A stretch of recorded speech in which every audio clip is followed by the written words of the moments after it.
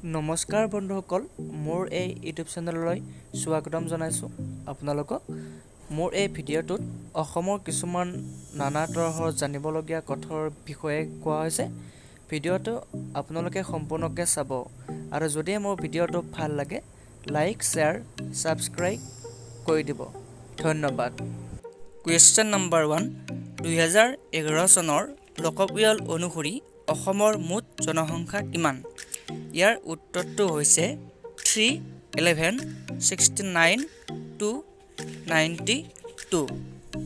Question number 2, অসমৰ পুৰণি নাম কি? ইয়াৰ উত্তৰটো হ'ব প্ৰাগজ্যোতিষপুৰ। কুৱেশ্যন নম্বৰ 3, অসমৰ জাতীয় প্ৰতীক কি? ইয়াৰ উত্তৰটো হৈছে এশিঙীয়া গড়। কুৱেশ্যন নম্বৰ 4, অসমৰ মুঠ মাটিকালি কিমান?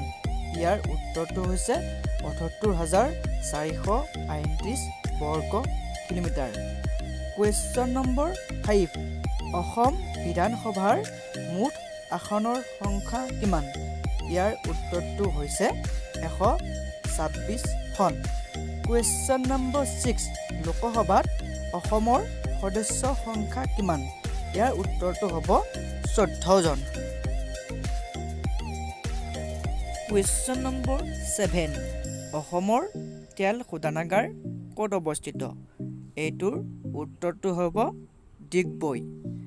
কুৱেশ্যন নম্বৰ 8, অসমৰ সৰ্বাধিক জনসংখ্যা থকা জিলাখনৰ নাম কি? ইয়াৰ উত্তৰটো হ'ব নগাঁও জিলা। কুৱেশ্যন নম্বৰ 9, অসমৰ মুঠ কিমানখন জিলা আছে? ইয়াৰ উত্তৰটো হ'ব মুঠ 33খন জিলা আছে।